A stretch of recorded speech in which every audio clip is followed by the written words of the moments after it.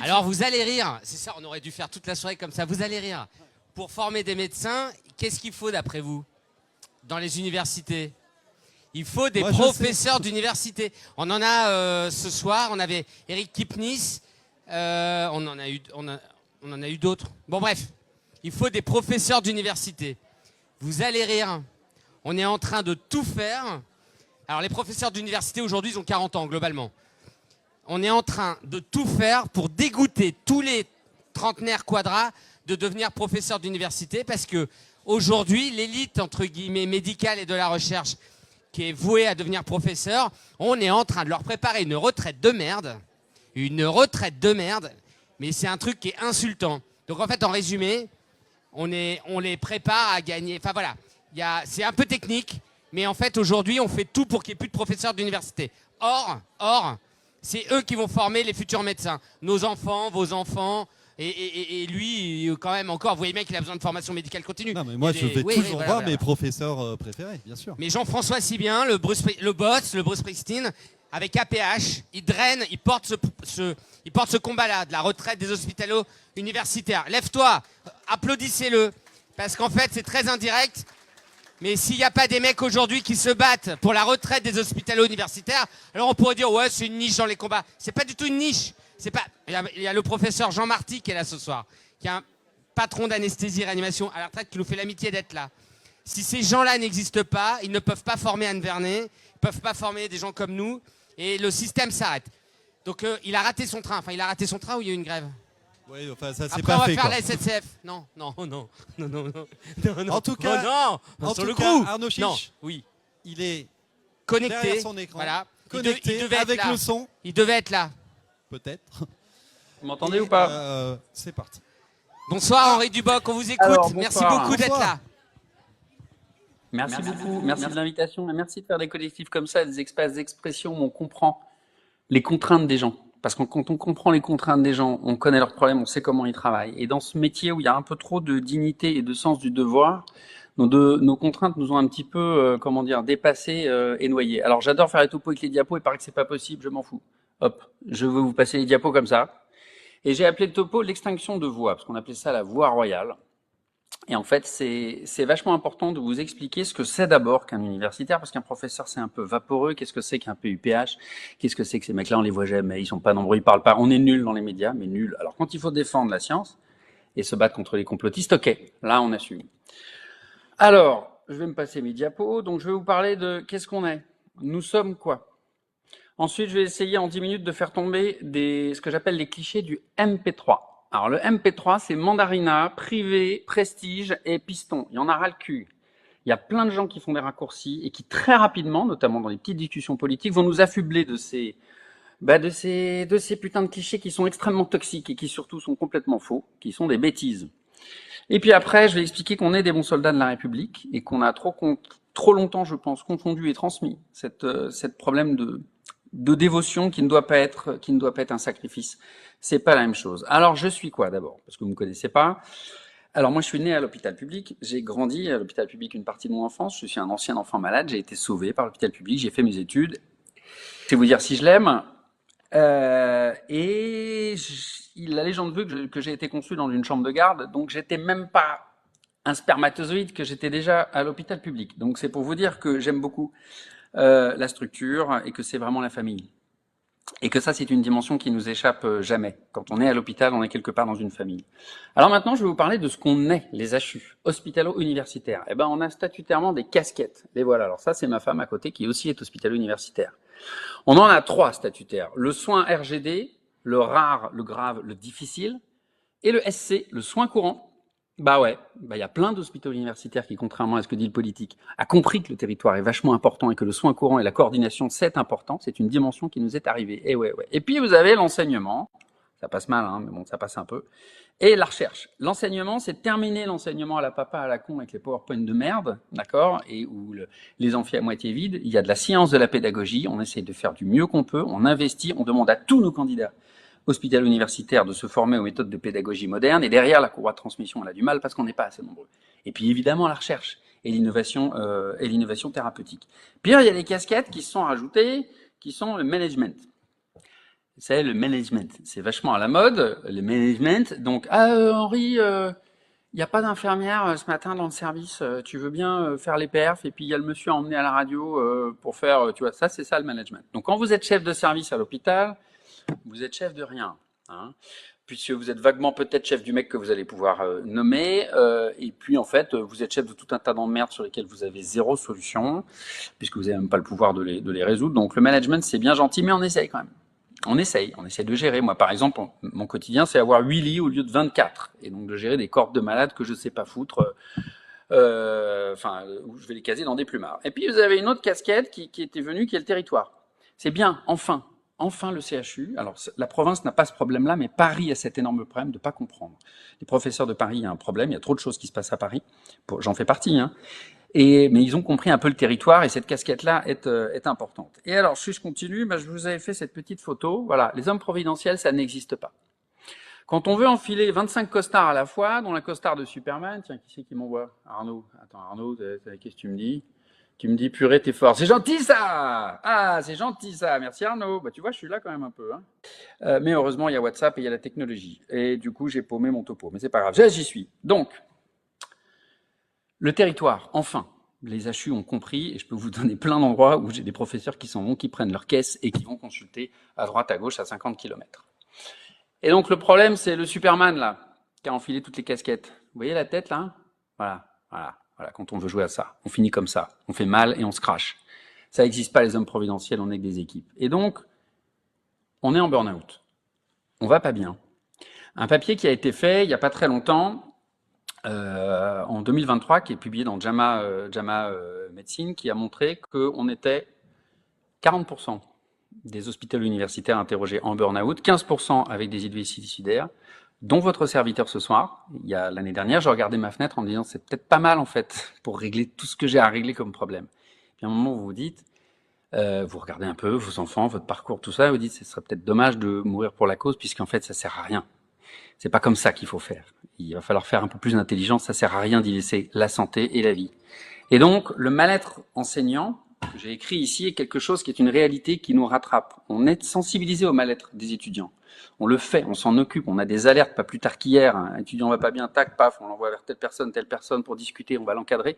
Mais l'enseignant, celui qui est tout le temps censé être debout, tenir le cap sur le bateau, merde, il en peut plus. Il en peut plus, et alors, on va discuter cliché. J'ai demandé à une intelligence artificielle de me dessiner un professeur de médecine. J'ai interrogé Crayon. Je lui ai dit « A professor of medicine par une IA ». Voilà ce qu'il m'a sorti. Vous voyez les tronches, ça fait plaisir, hein. Est-ce que j'ai des lunettes? Non. Est-ce que j'ai l'air d'avoir un balai dans le cul? Non. Est-ce que j'ai l'air d'avoir 180 ans? Est-ce que je parle à la visite en disant « Oh, mon petit, mon petit ». Non. Est-ce que je fais du privé? Non. Comme 83% des hôpitaux universitaires qui ne font pas de privé à l'hôpital. Donc quand vous avez encore une fois le politique qui vous dit « Mais pour la retraite… Enfin, il faut du privé, je vais les voir, moi, je vais voir ma vente privée. Très bien, quand j'arrive pas à voir une IRM, que j'ai pas envie de faire la queue, enfin, ça va bien. » Fuck, c'est pas la feuille de route, c'est pas la mission. Et c'est pas pour ça qu'on fait ça. Donc quand on vous dit que tout va se régler avec ça, c'est pas vrai. Ce n'est pas notre feuille de route et ce n'est pas ce qu'on fait en majorité. Je n'ai absolument aucun problème avec les gens qui font du privé. Mais il faut arrêter de nous servir cette excuse à chaque fois. Alors, je vous fais rapidement tomber le mythe du piston, puisqu'un jour je dînais avec Martin Hirsch, donc là il y avait des pistons avec une croix. Voilà, c'est pour être nommé professeur, pour être pistonné, puisqu'on dîne sur le nouvelle technologie en médecine, il me dit ouais, ça marche que comme ça, c'est du piston, machin. Donc j'ai envie de lui dire Toto, c'est pas parce que ça marche comme ça dans ton monde que ça marche comme ça dans mon monde. Voilà tous les diplômes qu'il vous faut. Donc tout ce que mon poulain, que je suis en train de nommer sur les pathologies digestives rares. Il faut sa thèse d'exercice, on connaît, il faut un master 2 de 1 an, il faut une thèse de sciences, un deuxième doctorat de 3 à 4 ans. Moi, le mien, je l'ai fait le soir, la nuit, le week-end, les manips à Saint-Antoine à minuit, je connais. La mobilité à l'étranger, donc passer 1 an, c'est vachement bien, mais c'est super. Je peux vous garantir qu'on a faim quand on part avec pas beaucoup de sous sur des bourses de recherche le soir. Une habilitation à diriger la recherche, donc bon courage pour avoir le piston du mec qui vous donne tout ça, un DU de pédagogie, des publications scientifiques, alors voilà à quoi ça ressemble, Ça, c'est en 3 clics, vous avez mes grilles de publication, les scores. Donc, on ne peut pas se faire pistonner pour les publications. Et alors, c'est génial, c'est qu'avec ces trucs-là, on peut tout de suite savoir s'il y a justement un mec qui essaye en publiant dans des revues prédatrices. Très important, ça. Et puis, vous passez tout le temps devant des jurys. Putain, 1000 jurys. Le Conseil national des universités, une instance, comment dire, qui préserve le fait du prince, qui empêche que les doyens puissent nommer tout et n'importe quoi, parce que ça existait il y a un temps, nommer le fils du copain, du machin, du truc, du bidule. Ça bouge, hein, je suis désolé, même moi j'ai envie de vomir. Hein. Pourtant, je suis spécialiste de la nausée. Alors, les auditions hospitalières, c'est bien les auditions hospitalières. Donc, faut en passer par tout ça, et tout ça, faut l'imposer à nos élèves. Je suis passé par là, c'est très bien, mais si en termes de piston, si vous vous posez encore cette question, j'avais dessiné ça, et puis derrière, j'avais dessiné ça pour le piston. Parce que ouais, moi je peux vous en donner les noms d'hommes politiques hein, qui se sont retrouvés bizarrement nommés professeurs du jour au lendemain. Parce que ils ont un nom, parce que ça fait bien longtemps qu'ils barbotent dans leur parti. Alors ce parcours du combattant, il est vertueux. L'exigence, l'excellence pour le service public, c'est vertueux. C'est une bonne chose de se tirer vers le haut, d'aller vers le complexe, d'aller vers la science. C'est important pour la chose publique.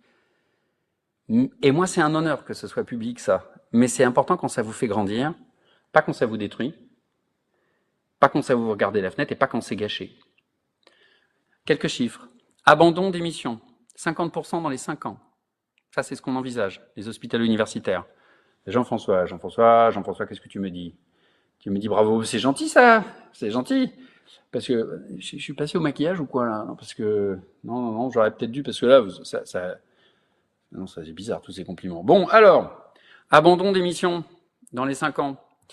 Plus 50% de demandes de disponibilité. Vous savez pourquoi on les demande les dispos? Pour convenance personnelle.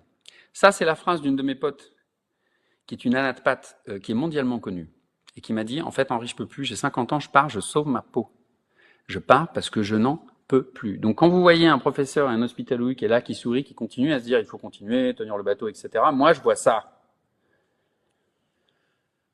Ça, l'ours blanc tout seul sur la banquise qui emmène son petit, c'est le mentor, c'est mon travail de former un futur professeur, ça prend beaucoup de temps, vous l'aurez compris.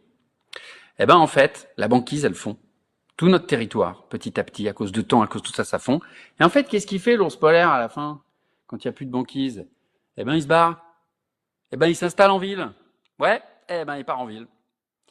Eh ben c'est pas un problème, il est parti en ville, très bien, moi j'en ai rien à foutre, je peux poser ma plaque et demander 500 balles la consulte, mais en fait, tout ce temps qui a été mis pour faire en sorte de faire cette courroie de transmission sur l'éducation, sur la santé, eh ben elle est perdue pour la chose publique quand on fait ça. Et ça, c'est pas une bonne chose, parce que pour l'instant, il n'y a pas la structure à le côté, et pour l'instant, on n'a pas du tout envie d'avoir des facs privées. Pour continuer, pourquoi la retraite est une catastrophe et cristallise en ce moment un problème? On est à 30%, ça c'est un petit PowerPoint de la DGES que j'ai reçu ce matin, on est à 30%. Parce qu'en fait, on est des bi-appartenants.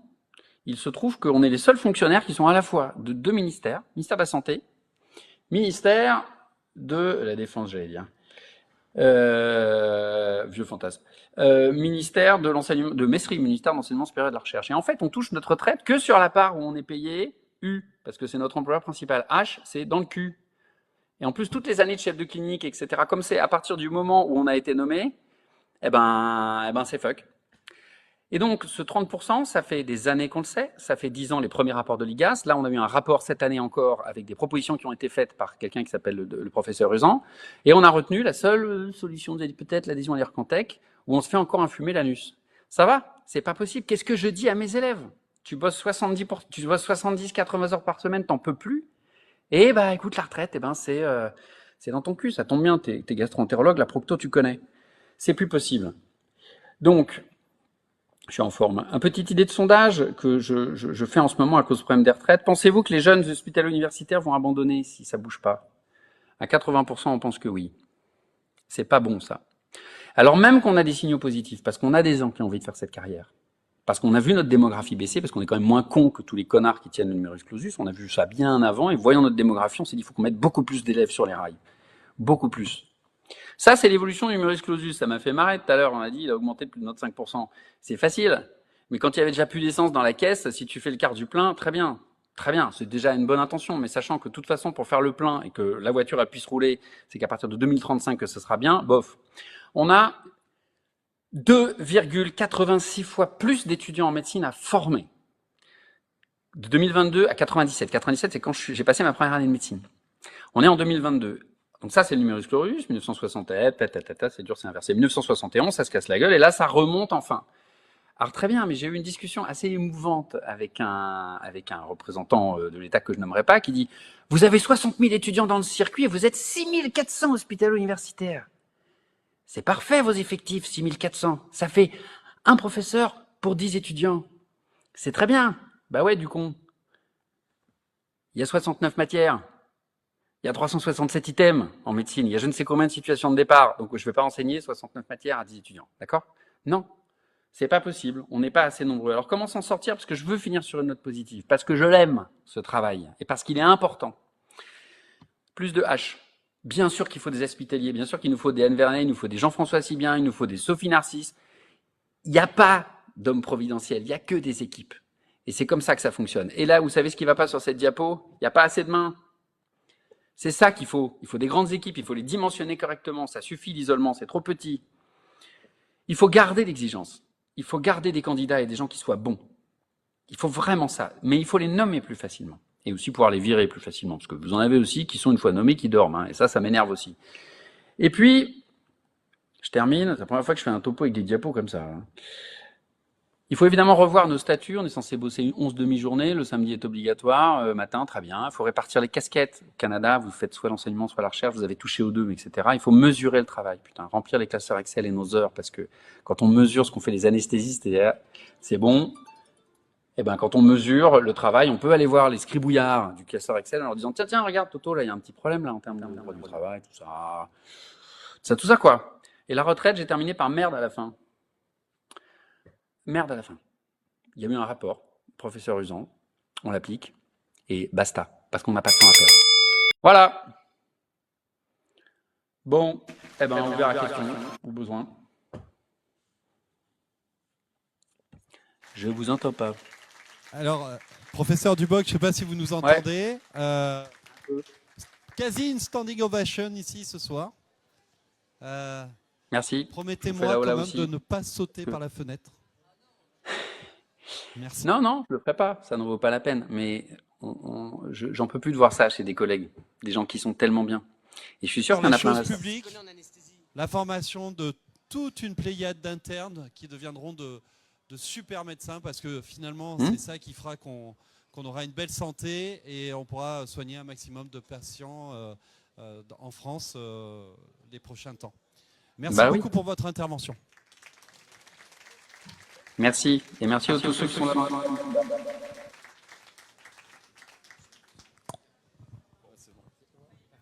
Il est parti. Merci Henri. Si tu me vois sur YouTube.